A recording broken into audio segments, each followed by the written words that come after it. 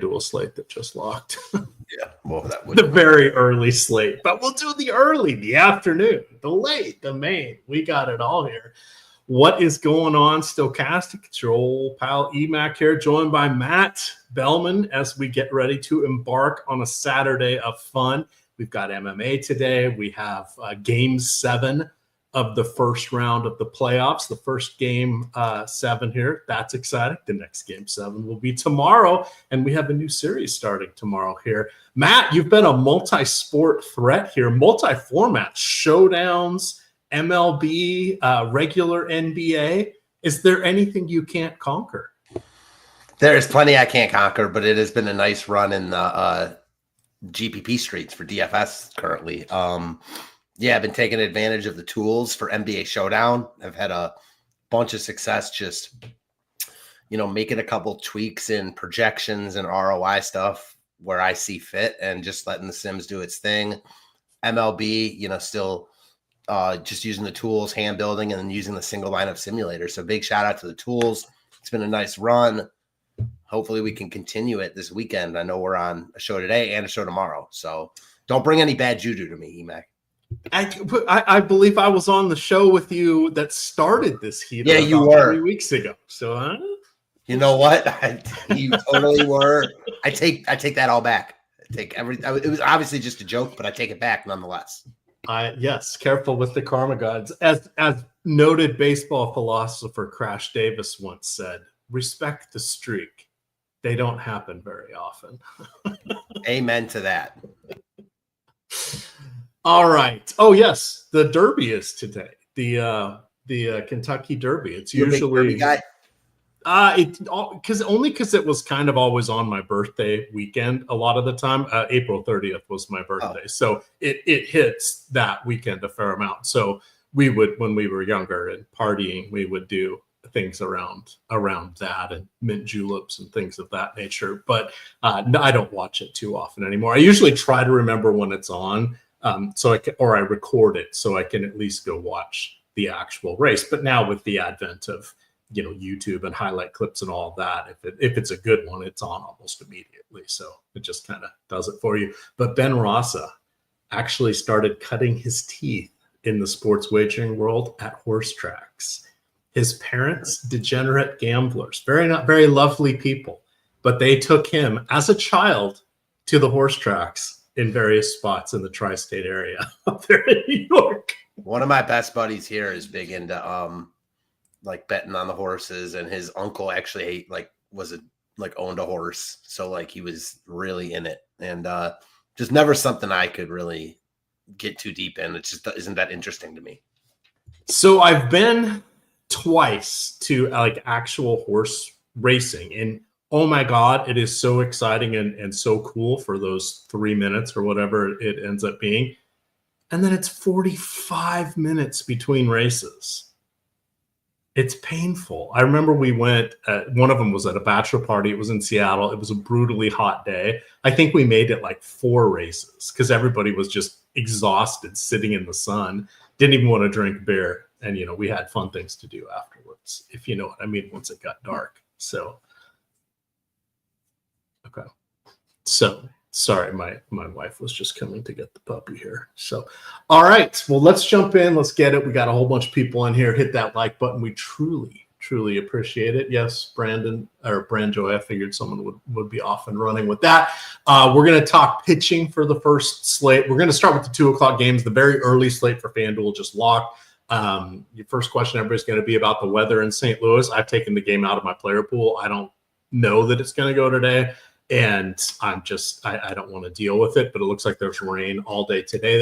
There's tons of weather. So aside from that one, we're going to kind of proceed. If anything's scary for weather, we'll call that out as we see fit. But Matt, people are here to hear your analysis here because you are the one that is on the multi six-figure heater here. What do you have here for pitching on the early slate, and why is it Hunter Brown?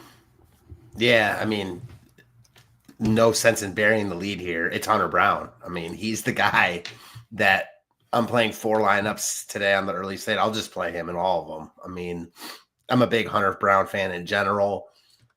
Didn't work out for Valdez last night. He can be hit or miss. He was missed last night. Brown has been better than Valdez this year. I prefer a right-hander going up against the White Sox. He's expensive, but I'm not too worried about it. He looks like pretty clearly the top pitcher on the slate. Doesn't mean it's guaranteed to work out. It's MLB. We know how that goes. But on paper, for the entire day, he's my SP1. So I think there's a pretty big gap between him and everyone else. Sounds like you see it the same. Yeah, and he led off my article. It's the free Spotlight Pitchers Top Stacks article. It's available on the Stokastic homepage. I will drop that into chat as well. There's nobody else. He's easily head and shoulders above everybody. The thing I called out in the article is, thankfully, the sites all put him at high salaries, right? 10,900 on DraftKings, 11,000 on FanDuel, 56 on Yahoo. So appropriate. Can we get to him? Yeah, that's not really going to be a problem. Just pay it for the class here. I loved all of the four lefties we had yesterday. Framber Valdez was my cash game pitcher over on FanDuel. That did not work out in this same matchup. The funny thing about the White Sox, they've scored 15 runs in the last two games. That represents 13% of their season total has come in the last two games. I think 7 times they've scored 5 or more runs, and one of those times was 5. I think they've scored 8 twice, 7 once, and 9 once, or something like that. They're just not putting up runs. Let's see who made the lineup. The only people I tried to find something nice to say, right? Because all I've been doing is just shitting on the White Sox in this article constantly. So the only nice thing I had to say was Matt Tice, Edgar Caro, Chase Maedroth, and Miguel Vargas all have double-digit walk percentages against righties. They strike out, they don't make a lot of contact, and they have no power. But Matt, they walk. So and that was it. That was the silver lining for the White Sox. So when you have that kind of searching high and low for anything good to say, unless this is a baseball being baseball moment, this is one of the times where you understand the ownership going and coalescing there with Hunter, as well as the weather safety, and that's kind of a thing that's going to be important here. But that's why he's coming in half the lineups on DraftKings, and let's see the early. I think he's not on. He was only on the very early, so this isn't on the FanDuel's next wave of games because they're going with the 3:00 games. So he's number 1. After that, it's wide open for number 2. We have Jordan Hicks coming out as a semi-discount dandy, 7,900. He's the cheapest of the viable options. Max Meyer, off to a heater this year, stumbled in his last start. He has a salary that is shouldn't be as high as it is. You've got Gaussman going against Cleveland. That's kind of an interesting spot. I said I'm taking St. Louis out of the mix, so that's going to knock Tyler McGill out. What do you think against these other guys? Because there's good arms. There's just a lot of except fours that come with each guy. Yeah, totally. I mean, I think the guy that looks just the cleanest outside of Brown is Max Meyer. We know the Athletics have upside, but they also, can strike out. It's in Miami. He's expensive. So that's the thing you can pick out, pick the hole in him with, is that he's pricey. And if you're spending on Brown, if you spend on Meyer also, it gets a little bit tricky, but I think he's the clear SP2. Hicks is just a classic case of insert pitcher against the Rockies. He's average, but he gets this Colorado team on the road. So, that's really all it is, but that's enough to have him be a wildly enticing option here. I don't feel comfortable with it, especially at that ownership, but if you're not playing Jordan Hicks at home against the Rockies, when are you playing him? So, makes sense. And then the other guy that I like, priced in between those guys, actually, is Kevin Gaussman. So tough outing last time out against the Yankees. Just couldn't find the zone, put a ton of guys on base, especially in that last inning. No Jose Ramirez for the Guardians here. I think this lineup can K more than it has in years past. I hardly ever use Gaussman, and I don't love him here, but I like the ownership discount you're getting from him, off of especially Jordan Hicks, but even Meyer. So Gausman, Hicks, Meyer, I think are the next three options. All right. Is there any other positive thing you want to say about pitching, or shall we kind of start breaking this down game by game so we can get into the weather and the specific matchups? Yeah, let's do it. All right. It looks like Yordan Alvarez was just scratched. So if you are playing the early only on FanDuel, you're going to want to go tweak your lineups because there is the weather game, and then there is his Houston teammates or Chicago, the opposing side, to get him out of your lineup here. So, but let's start off with that game. We mentioned on a high note there, Brown. On the pitching side, you've got Davis Martin. He is a guy at best.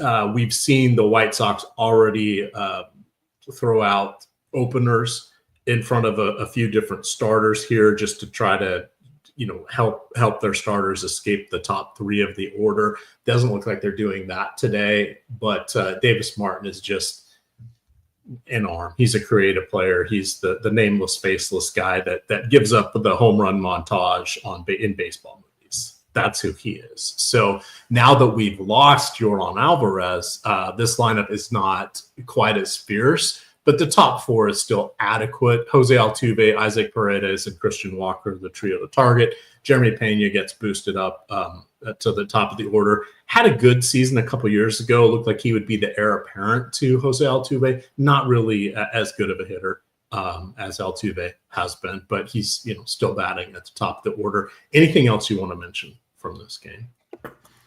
No, I mean, the loss of Yordan stinks, but I still like Houston a lot here. That might cut down their ownership. It does make them quite a bit cheaper, but certainly less enticing. So I have to wait and see there. Not exactly sure how that will shake out, but Davis Martin is not good. I think Houston is actually in a really good spot here. So ownership depending, I like them quite a bit in this spot. All right, let's take a peek here at our next game. We are going to St. Louis and the Mets. I've said I've taken this out of my player pool. It's raining right now. It looks like it's going to rain all day. Could there be breaks in the weather? Yes, but maybe we get lucky and they postpone it early. I just don't want to have to deal with that one, so I'm not playing it. Are you looking at playing this this matchup at all? No, I mean, I'm not a weatherman, so I don't love speaking on it, but I'm going to avoid the spots that are really, really dicey. Yeah. And even when we look at everybody's favorite weather person out there, he's saying, yeah, this doesn't look good. So that would be Kevin Roth. You guys are familiar with him. Now we get to do some analysis here. You mentioned you like Kevin Gausman against the Guardians. On the other side, you have Gavin Williams taking on the Toronto batsman here. Let's get some real analysis. Break this one down for us. Show us some of that $1 million smile, some of that $1 million analysis here. Yeah, so I'm not high on Gavin Williams in this spot. Tough matchup against the Blue Jays team that doesn't strike out. His underlying numbers leave a lot to be desired. And if you watched him, you know that he can be another guy that's very hit or miss. I like Toronto in this spot more than I like Williams. I think Williams is a fine tournament contrarian option, especially if we start losing more pitchers with the weather. But for me, I think the main focus is it's all Toronto here, Gausman and the Blue Jays. I don't love either. I'm not saying that Gausman or the Jays are my number one pitcher or number one stack, but wildly in play for me. And I don't think either side's going to get a ton of ownership. Toronto doesn't look great in the top stack tool, but it's pretty muddied.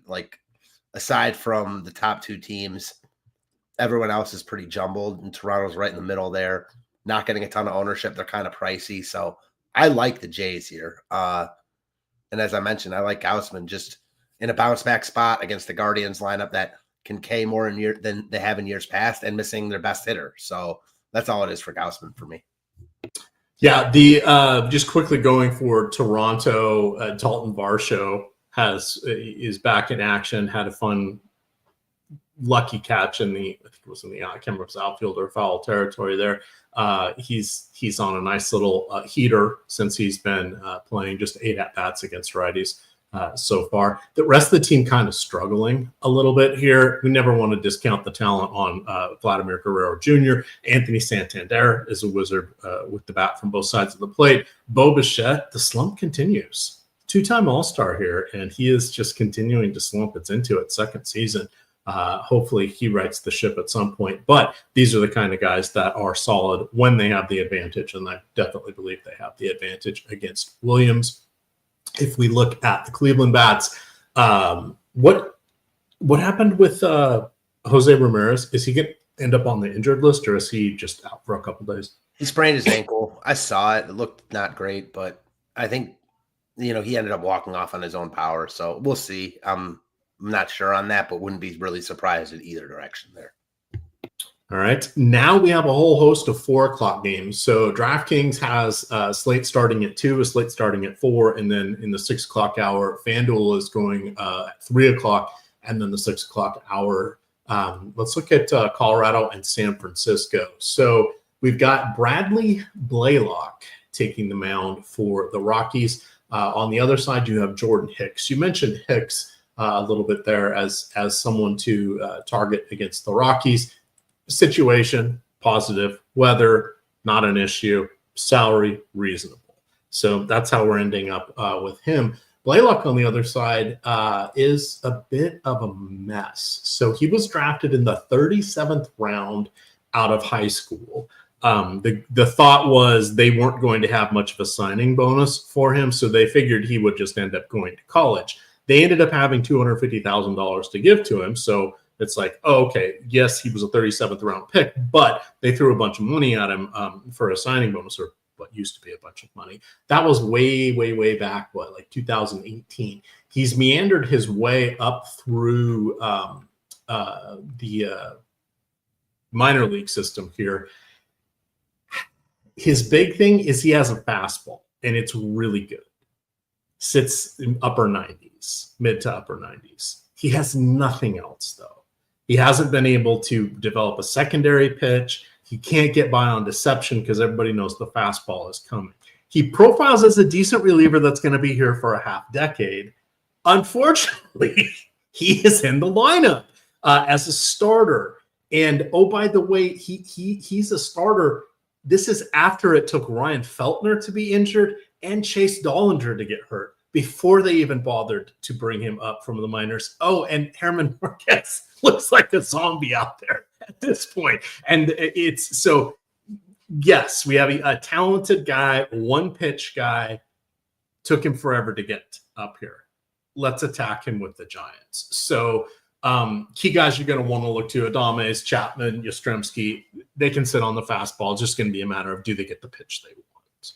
And that I think is why, one, we're seeing a 5.2 implied run total in San Francisco, and two, the field is clearly there because the weather is providing us safety. So that's getting the most popular stack here to be Colorado, but it's not overwhelmingly so. It may be, as people migrate away from the St. Louis, it'll probably get up to about 15-20%, but it's not horrible.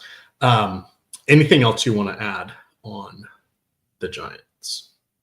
No, they look good here. I love rostering the Giants in the daytime in this park as opposed to at night. But, man, they're over-owned. They're the one team I'm like kind of worried about ownership, so don't love that. But outside of that, they look like the top stack on the board. All right, we'll maneuver to the next game here. Intriguing pitchers, I guess.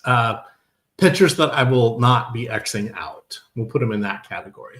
You've got Randy Vasquez going against the Pirates, advantage Pirates. You have Bailey Falter going against the Padres. I'm actually going to give advantage Bailey Falter here. What are your thoughts on Falter? And again, this is making the slate is forcing us this way. If this was a more robust slate, we wouldn't be thinking about him. But all of a sudden, he's going to be one of our 5th or 6th most popular pitchers today. I think there's some weather concerns here also. Mm-hmm. But outside of that, like, I'm not looking at either pitcher in this spot. I mean, I guess Falter, yeah. No Tatis, probably. I'm not using Falter. Like, he's cheap enough, but I don't think you need it. This game is kind of I don't want to say a cross off because I think the offenses are in play, but weather concerns, I don't love this game from any direction, to be completely honest. All right. Main reason I am going to falter is I've changed my lineups. I do 150 on DraftKings or on FanDuel, but I do 50 on DraftKings. And where you got the SP2, I'm doing a lot of the lower end guys, like 10%.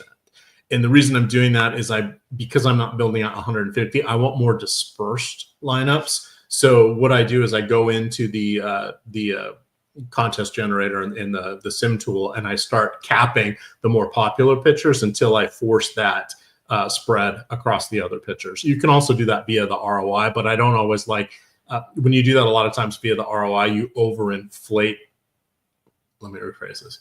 You get a lot of similarly built lineups, and you end up with like the same stacks. Like, oh, I want a little bit more of this stack, and oh, a little bit more of this pitcher. They come together, and I'm trying to figure out ways to separate things.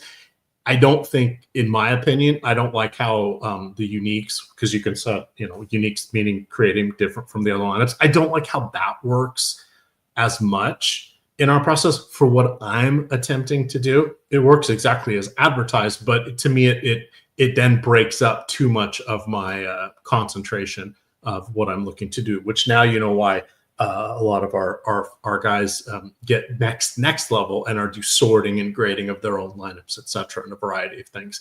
I like to just use the regular tools. So that's sort of my blunt way of doing that. But I thought I would call that out because that's something I've been trying over the last dozen days or so, as I realized 150 and what I was doing is not working on DraftKings. So I'm tweaking it. It's working for a lot of people, just not this guy. But let's go. So that's where I end up with Falter. I love O'Neal Cruz. How many steals does he have at this point? I want to say he has double-digit steals already. Hopefully I'm not misremembering. Are you not concerned with the weather here? Baseball Reference, sorry. Let me get to that. No. So with these 4:00 games, I want to see where the radar goes. And I wasn't as worried about this one. And weather.com is, what I like to look at to sort of see what's happening there. But it's one I haven't crossed off yet. It's on the list. All of the weather games are on the list to be crossed off. But with St. Louis, done, not even considering it. This one, I'm still considering it because we've got about 2.5 hours to figure out if there's going to be a window, it looked like. There could be if they wanted to wait. But yes, always good to ask on those. Let me see. O'Neal Cruz here. Sorry, I'm stuck on that thought. So now I got to go look for it. He leads the league with 14 stolen bases. Nice. That's pretty good. He had 22 all of last year. Happy learned how to putt. Let's see. We get through these other games here, and we'll talk the featured slate. I'll sell you guys something that was really going to be helpful for you. You can thank me later. But in the meantime, let's look at Boston going against Bailey Ober. And then we've got the Twins against Hunter Dobbins. Dobbins, I think this is his third start, I think. What do we want to do here? Because I have a feeling you're going to be attacking Bailey Ober with some lefties here. But do you like anything about Dobbins? I respect Ober enough where I don't have to go out of my way to stack against him, but he does give up power. He's a good pitcher. So I'm more interested, I think, in Red Sox one-offs, mini stacks, and the full stack, although we've seen Ober get blown up. So Boston is firmly in play, not my top overall stack. I like the Twins here. They look really good in the top stack tool and coming in with leverage, highest stack score on the slate. Dobbins has been better than expected. His underlying numbers are actually good. He was not great in the minors before he made that start against the White Sox, his last start. He was great in that start. Tougher spot here at home. I'm never going to be absolutely enthralled with the Twins, but they look like they're in a good spot and not getting a lot of love. And they're cheap. So, yeah, I like the Twins as my favorite side of this game. Red Sox always in play, especially at home. But I like them more, again, as I said, as one-offs, mini stacks against Ober, who is good but gives up power. All right. I'm just doing a quick lineup replace here. Man, trying to replace the lineup when there's only one game left on a slate, live on a show, not exactly my finest moment, but getting Yordan Alvarez out. Let me do one more push here and see if I can clear the last of them. All right, 31 to go. Great. All right. Let's take a look here. Tabs open. Yes, I'm using glasses. Someone mentioned, hey, what's with the glasses? I finally gave in. I had to get some progressives. In the olden days, they called these bifocals. I probably should have just gone with some readers because I can see perfectly right here, but when I go to my other monitor, I'm having to move my head around a little bit. Getting used to it. Apologies for any distractions there. It's distracting as hell for me, but I've been getting better with these the last couple days, so not as angry as I was ready to throw these across the room, but apparently I do need them, so that is working out. The rule, as always, chat, just never get old. Never get old. Let's finish up our last early game here, our last game of our afternoon slate. It's Miami hosting the Athletics. You've got, let's see, Max Meyer, who hard to get a read on. Wasn't great last year, has been good this year. Is that small sample size? Did things change? I don't know, but we're paying full freight for him. On the other side, you got Osvaldo Bido here. Last year, he limited power. This year, it's like everybody hits him for power. Now, again, he's only faced 140 batters this year. It was only 260 last year. So we're still getting a track record with him. We know he doesn't have a lot of strikeouts. He does not have great ground ball rates. He does not have great fly ball rates. He is just kind of a guy. Miami's interesting here. Agustin Ramirez has been knocking the cover off since his promotion from the minors. Eric Wagaman may actually be an adequate player. And then having Jesus Sanchez and Connor Norby back is important. They each missed the first 2 or 3 weeks of the season with oblique issues. So that has really bolstered the Marlins lineup from what they were at the very start of the season. They're still not scary, but I'm scared taking Bido against them. I completely agree with that sentiment. Yeah. I thought you were leading me on. Oh, yeah. I was just put the cherry on top. You were like tailing off, so I thought it was. Yes. Okay. Yes. I'm going to take that as my opportunity to step in. I'm with you. Like, the Marlins are too expensive for me on this slate. Like, I don't care about price tags for stacks except for when it becomes so prohibitive that I can't roster the pitchers I want. The Marlins are like not quite there, but they're just too expensive for who they are. I think they're in play because Bido isn't very good, but they're pricey, and I think they're better stacks on the board. Bido himself, though, I'm not interested. He's not very good.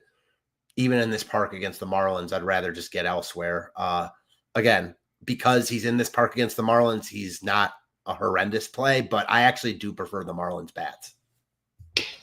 All righty. What do you have? So we mentioned Hunter Brown is the key. Smattering of other pitchers. Gaussman was one guy you liked. I said, who did I say? Was it Falter? Weather dependent on that one. Stacks. No Yordan Alvarez. What are the stacks for you? Yeah, I mean, I hate this because of the ownership, but I like Houston a lot here. Like, Davis Martin stinks. They're cheap now with no Yordan. Obviously, they're a lot better with Yordan, but oftentimes you see this in sports, when the team's best player misses a game. I don't think Yordan's going to be out for long. You see other guys just step up. Baseball's a little bit different and funky, but Davis Martin is bad enough where I still like Houston a lot without Yordan, and I feel like they should get more love because they're so much cheaper now, but that's not going to be the case. Because they don't have Yordan, I don't think they're going to be as highly owned as they were projected before. Even still, like, they're coming in with a little bit negative leverage, but nothing really crazy. Ownership is pretty jumbled. I'm trying to convince myself, but it's Houston for me. How about you? No, I think that makes the most sense. Oh, I see someone mentioning the Cardinals game. Looks like it's been postponed. All right. Well, there you go. That makes that one easy. Totally agreed. with landing there on with Houston, it seems to be the way to go. And then San Francisco. Chalk donkey this one, but I'm okay with that. I like going after the more expensive Marlins, so I'm going to make an effort to get some 3-mans with the Marlins. At one point, I didn't look today, but at one point, Augustine was $25 on Yahoo. That's more than Shohei Ohtani, because he'd only been up for a few games and he had a screwed up price, but because he did well, their salary algorithm doesn't handle that very well. Wait, who is this? They're the catcher for the Marlins. Oh, Agustin Ramirez. Augustin, sorry, Augustin. Yeah, yeah. He's more expensive than Ohtani. Yeah, 2 days ago he was. Yeah, it was crazy. It was crazy, but yeah. So that too much to spend. DraftKings and FanDuel overpay a little bit different than the funky salaries over on Yahoo. There, that $25 would basically be the equivalent of a $7,000 player on DraftKings. So, okay, now we have the main slate, the feast, if you will. So pitching here. Let's call up the top pitchers tool. What do you like here for pitching? I'm guessing it's going to be Detroit and Flaherty. Yeah. So, to call out quickly, he isn't that FanDuel decided not to put that last game on the slate. So this is DraftKings only, but Flaherty looks like the guy. It's always annoying when we have these slates that are like, there's like 5 different slates between the sites breaking them down, but to avoid any confusion, yeah, I mean, Flaherty looks like the top guy. The slate almost looks like the early slate. It's a mirror image of it in that Flaherty looks like Hunter Brown. He's not as expensive. He's not in as good of a spot, but similar pitchers as far as talent goes. I'd take Brown right now, but I mean, I don't think you're crazy to take Flaherty. He's cheap in a good spot against an Angels team that K's. He's got some boom bust in him. Like last time out against Houston, he was not very good. I don't love him as chalk, but ownership agnostic. He looks like the best pitcher on the slate pretty clearly. Not too expensive, cheaper than a bunch of guys. There's a lot to like about Flaherty here. I'm with you. Hard to get away from him as far as I'm concerned.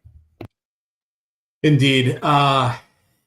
No Mike Trout, most likely. Dealing with the sore knee, could end up on the injured list. I didn't see if he has moved there yet. Moncada has, I can't remember if he played or was already hurt when he joined the team. And then Anthony he played Rendon a few games. Did he play a couple? All right. So the things I want to call out here, and this is why Flaherty just stands out even more, and I'm a little sad he's not on the FanDuel slate. Logan O'Hoppe, Joe Adell, Nico Kravadas, and Kieran Paris all strike out 29% or higher since the start of last year against right-handed pitching. And you already have Flaherty, who, Mr. Nomad has bounced around a few teams as part of some trades and playoff chasing there. One good stop, one dreadful stop. He's a good pitcher, and he can make his own magic at the plate, and he has a pretty good strikeout rate himself. This is just a match made in heaven going against the back of that lineup. I don't throw out laddering strikeouts too much, but I'd go up to even 8.5 in this one. Meaning start out at, a full, 50% of your normal buy-in at 6.5, 7.5, quarter, and then 8.5. I do like 10 or 15%, where the ladder funds itself to a nice payout at the top if he gets there. Sites are onto that. I can't do it very often in Florida here because I only have Hard Rock, and they don't offer a lot of alternate lines, but that is definitely a viable strategy that you guys can use here. And then I do want to call it my one sale of the day. We have Portfolio EV, free 7-day trial available for anybody who has not yet used that. You can get the link in the YouTube description below us here. Some fun things about Portfolio EV. If you have a $500 or more winning month, you can get yourself a free month of Portfolio EV. And there's a couple other ways to get some free months as well. I'll hit on that at the end of the show. But Portfolio EV, for those of you into sports wagering, definitely a great way to survive. And even me, I like to use it in Florida. I only have one book, but that book often has shitty lines, and I don't know if I'm only looking at that book. Because if I'm like, oh, I wanted to go do this, and then I realize they're gouging me, then I don't make the bet. So Portfolio EV, very, very useful in a myriad of ways. All right, who do you have after Flaherty here? So per the tools, it's going to be Nick Lodolo. Also significantly cheaper than guys like Schwellenbach and Bubich, even cheaper than Flaherty. I'm much more apt to use left-handed pitchers against the Nats than I am righties, even though Hunter Green was phenomenal yesterday. Lodolo's in a pretty good spot here. Obviously, it's a tough ballpark for pitchers. We know that. He's too cheap, though. So you're eating a lot of ownership rostering Flaherty and Lodolo, but they're the two best pitchers on the slate. I don't really see any qualms with that. I mean, it's not even that I love those guys that much. It's like, who else are you making a case for? Doesn't mean they're going to be the two highest scoring pitchers, but Bubich at almost 10K as the highest priced pitcher against Baltimore, like, I'm good. Schwellenbach as the second highest against the Dodgers, I'm good. So Flaherty and Lodolo by like process of elimination more than anything else. I mean, I don't really see it any other way. Do you? Unless there's rain in Cincinnati. Mother Nature forces the hand. And so we have to play two pitchers. If we're considering that, then, man, I think the next guy I would go with would be – it's tough. Like, there isn't really another guy I like. So we'll get to that in the game by game, but everybody's got warts at that point. Everyone has warts. I mean, even Flaherty and Lodolo have warts, just their ownership alone, but serious warts for everyone else. I don't really have a next best guy right now. I'll have to, dive in while we talk about it and after. All right. Well, let's slide on in there to the old top stacks tool here. We actually have Detroit coming in at the top. That is because they're going against Kyle Hendricks, Seattle going against Patrick Corbin, KC against Tomoyuki Sugano there, and then the bringer of home runs, Trevor Williams, going into the Great American Ballpark. Again, rain in the forecast there. That'll be interesting. You've got Jose Quintana, who has been reasonable he is no longer the strikeout pitcher he was from 4 years ago or so back in his Chicago days. But he at least has been serviceable. He's going against a juggernaut offense there in Chicago, in the Cubs, which makes that a really tough ask as well. But looking at this from a game-by-game perspective here, let's focus first on Washington and Cincinnati. You have the Washington sets up much better from the left side of the plate, so it's hard to really get excited about anyone in particular against Lodolo. Lodolo had missed the majority of the last 2 seasons with injuries. Ideally, he comes back and becomes his strikeout artiste self. Tough home park, but mitigated by the Washington offense here. On the Cincinnati side, going against Trevor Williams, I mean, De La Cruz looks phenomenal.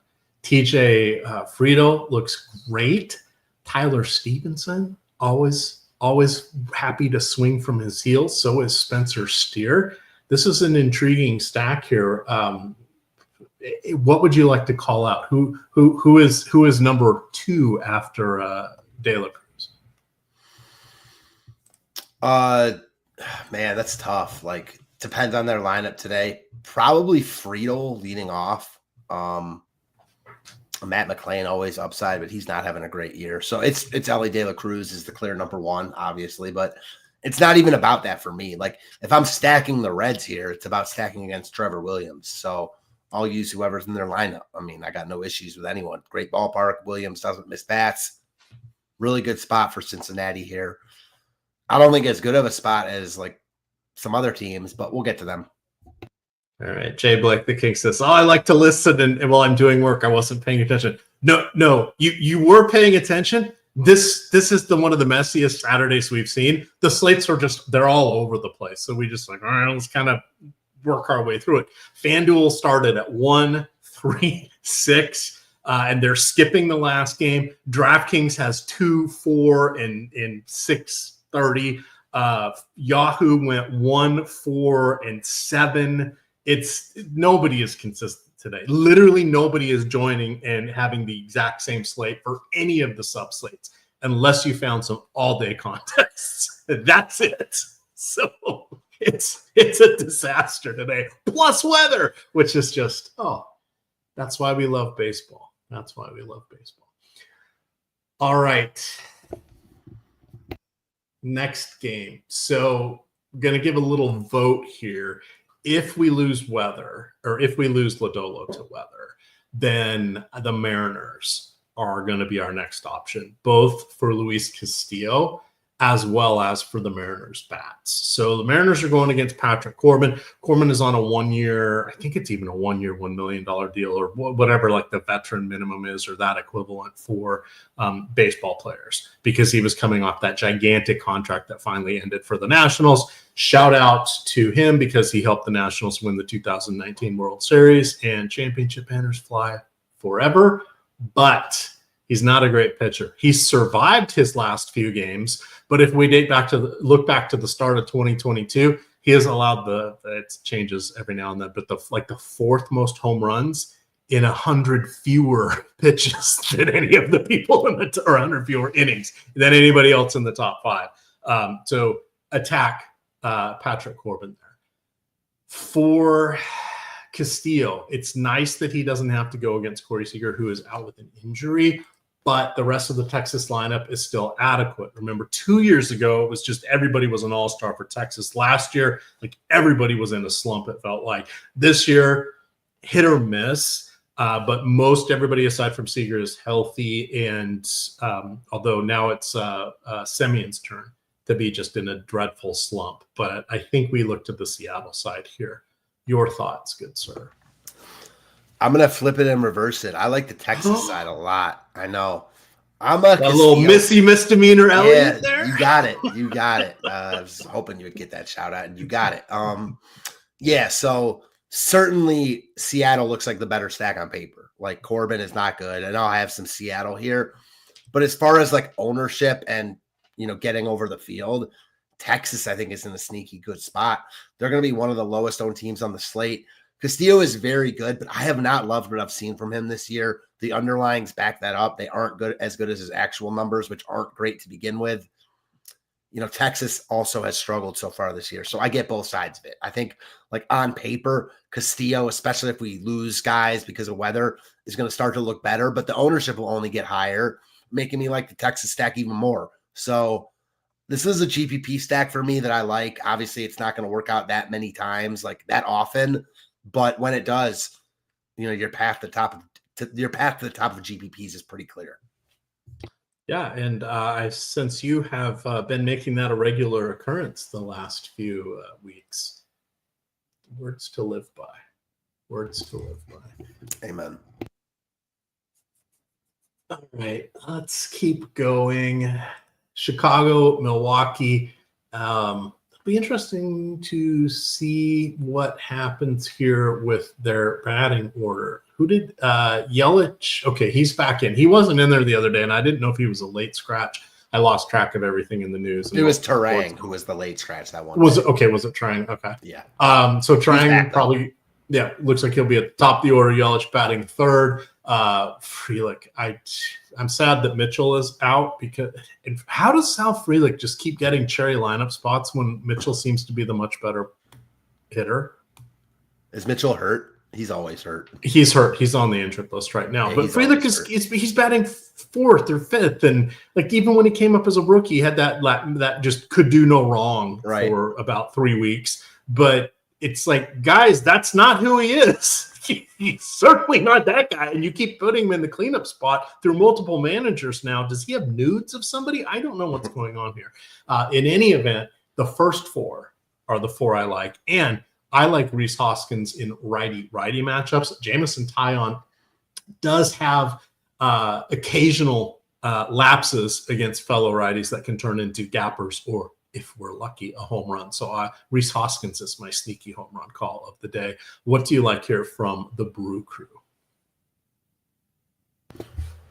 I like the Brewers here. Tyon does not scare me at all. I don't think the Brewers stack like stands out though. Tyon's been fine this year. Again, like I'm not going to use Tyon here, but to be perfectly honest, if we start losing pitchers, and I already talked about how I have some interest in the Texas Tech against Castillo, so that would take him out of play for those lineups. Let's say Tyon's a guy I could look at. I mean, he's been decent. He's affordable. Like, I don't think he's a crazy play.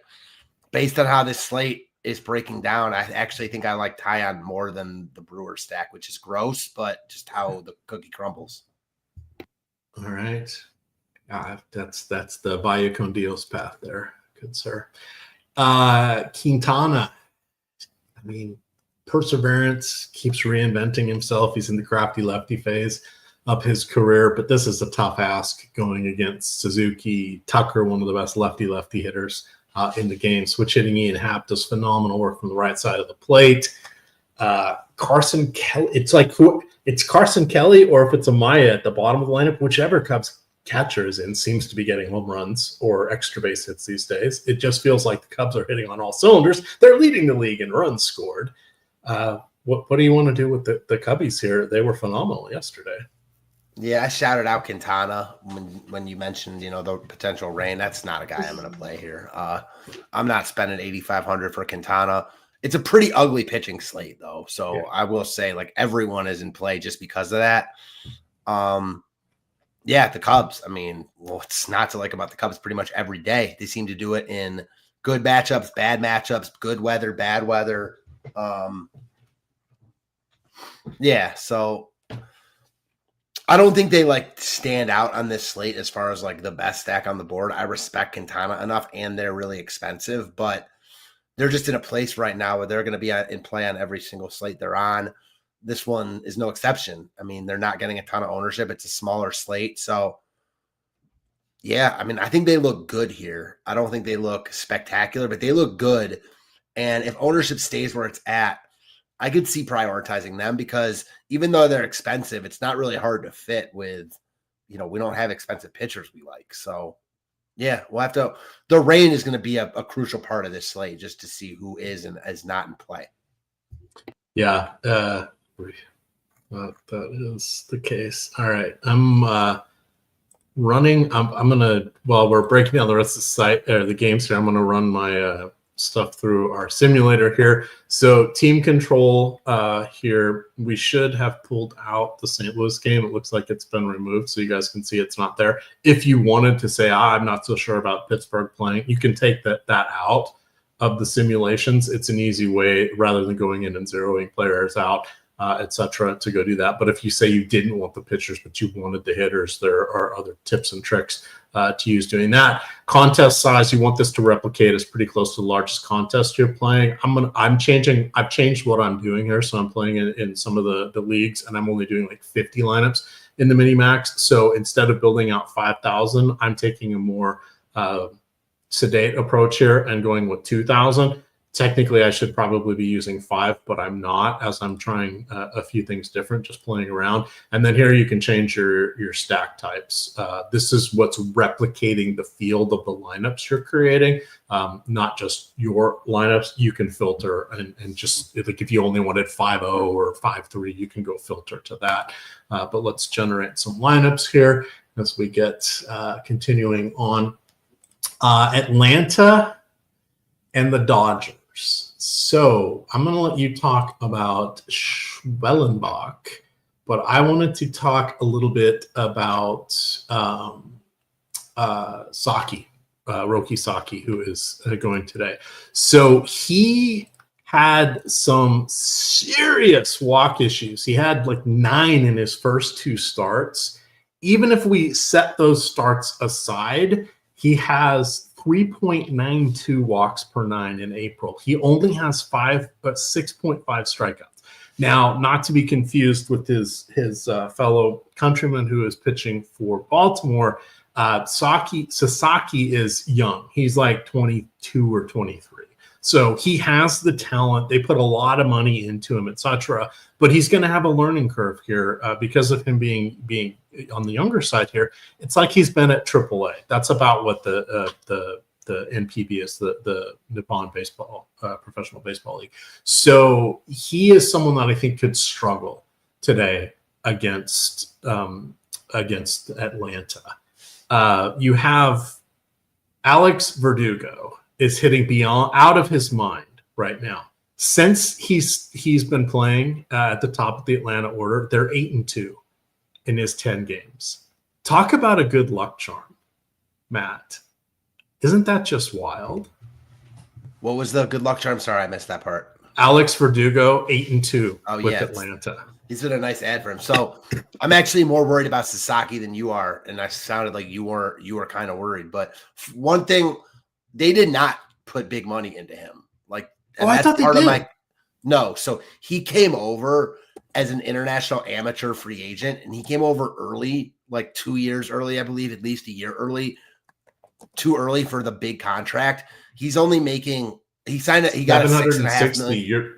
You're right. And so the reason I bring that up is I've heard people talk about this, that, I get it. Like, it was a dream to play in the States for him, but I've also heard that some people are worried there's lingering and like injury or injuries lingering.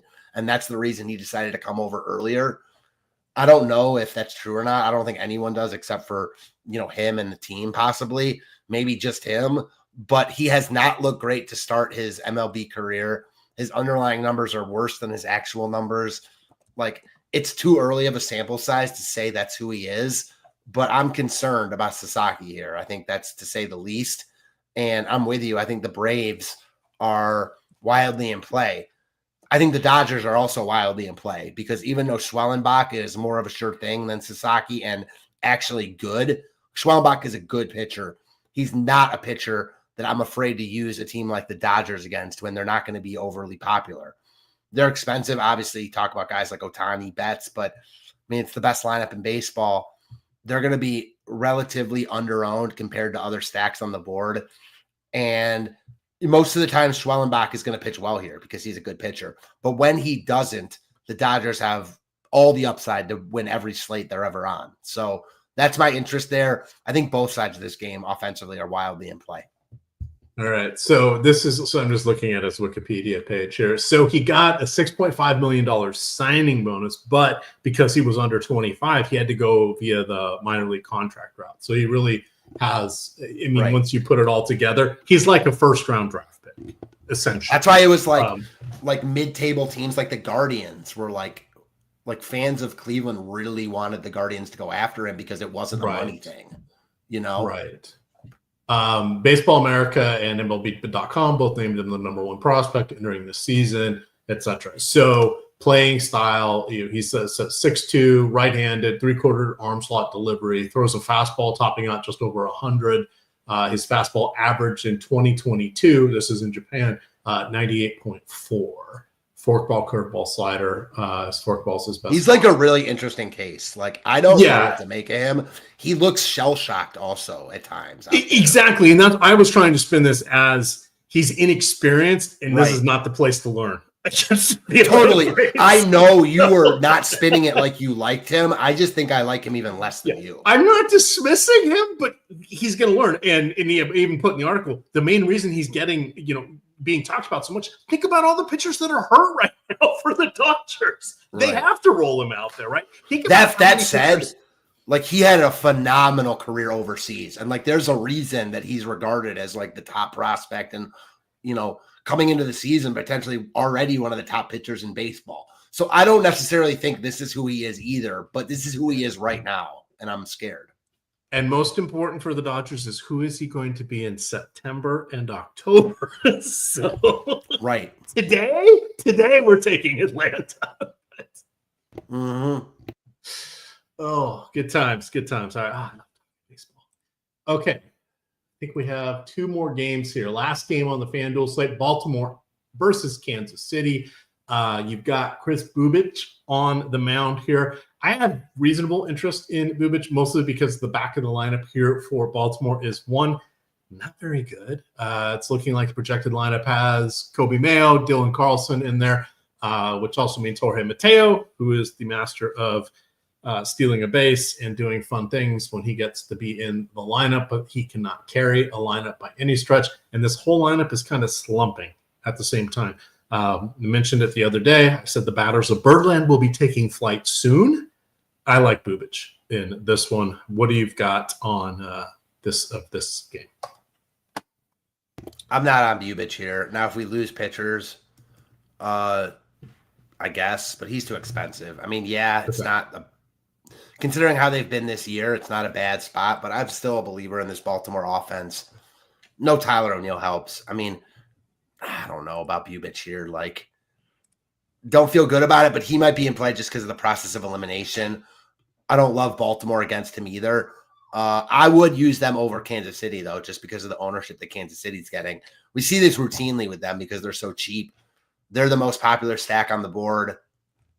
I'm good. I mean, they've got some good hitters in there that I never mind getting to, namely Bobby Witt, Pascantino, Sal Perez, sure. But as a full stack, this is the first time they're going to have seen Sagano, who I've talked about before, as a guy that before teams see him multiple times, I actually think he could get by just on deception, etc. So he's not very good, and he doesn't strike guys out, even though he's coming off that nuke start against the Yankees. The Royals could get there, but I'm not going to pay to see it. I'm going to use any of the other offenses we talked about because they're the only team that looks like drastically overowned, and I'm good. So for me, this game is more or less a wash. There's not much that's a priority for me here. All right. I see that. I respect it. I'm still looking at Bubic, though. I get it. I mean, listen, I don't really have pitchers I like today. So outside of Flaherty and Lodolo might eventually get crossed off. Like, I don't think it's crazy to have Bubic as your next guy because who else is there really? Yeah. All right. So on the screen here, I was playing around with the lineups here. I wanted to make sure I got more Hunter Brown, gave him the ROI boost. For those of you that were watching, you can see I set some pitcher caps here just to quickly get the players where I wanted. That's probably a bit much on Adames and Rooker, but yeah, I'm going to vote that as too much. So I'm going to just cap these guys at 25. Again, because I'm only building 50 lineups, I don't want to be super heavy on particular guys here. Oh, and then I know I need Miami a little bit. So you can also boost your stack exposures here. You can see Miami's only at 6%. Oops, shit. Let me change that. Go to ROI boosts, stack boost. Where's Miami? They're down there at 6. Give that a couple clicks. And what that does is any lineups that have multiple Miami guys in there, it's going to boost them. How high did it break? See, just 2 clicks got them up to 20%. I wanted to go against Vito, so that is how I'm going to do that.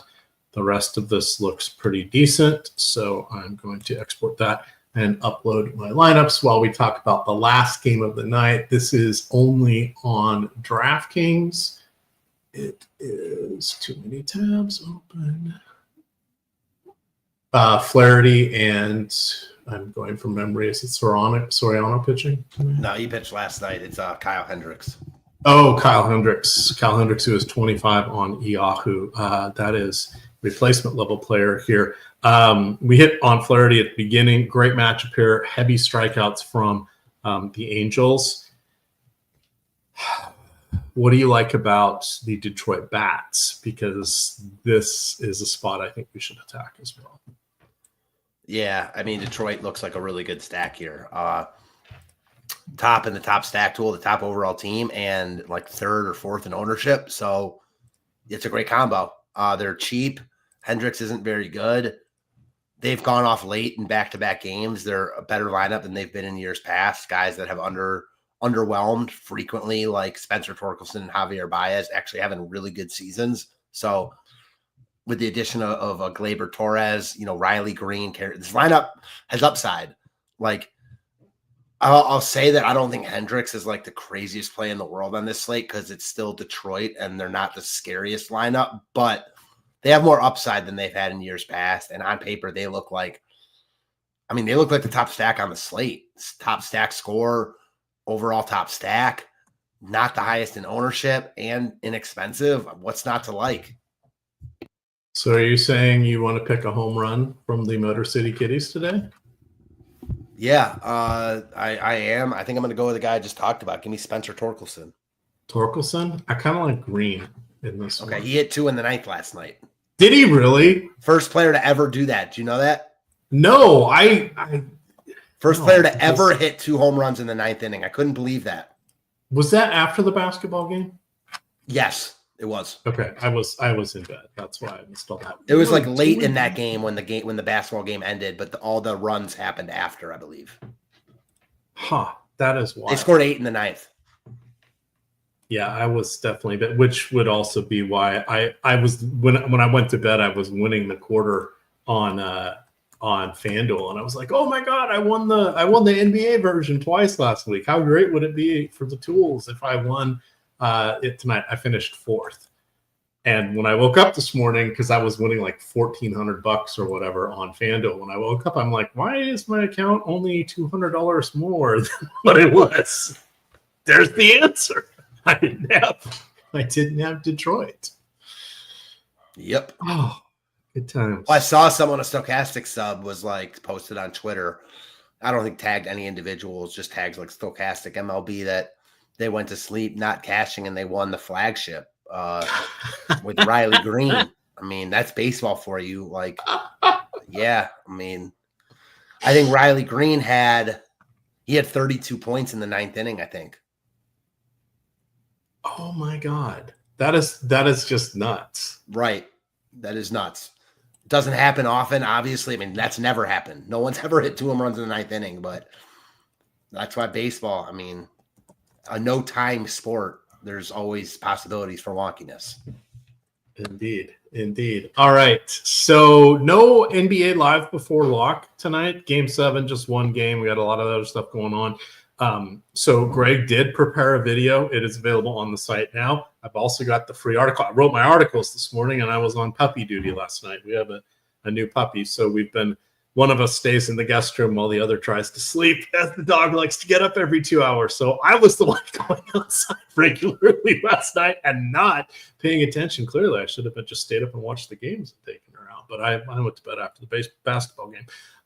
But you guys we got you covered here. We got the tools. So plenty of information, and we'll be in Slack or Discord if you have questions as well. I think Josh is on the projections again today. He was on them last night. Did a great job. I had a nice little night in basketball and baseball. Could have been better if not for Riley Green. Who knew? Final thoughts, Matt, as we get on out of here on a Saturday afternoon. We didn't do home run calls for early. So I'm for the rest of the So Reese Hoskins. Oh yeah, I was saying Jose Riley leading off with a bomb. Riley Green, and then yes, I'm going with Yastrzemski. I went with Torkelson on the main slate and Altuve on the early. All right, let's hope we win somebody some money. With that, gamers, you guys can follow Matt on Twitter at Fantasy Tips Matt. You can find me at EMACDFS, and of course, it is Stokastic_COM. With that, gamers, good luck.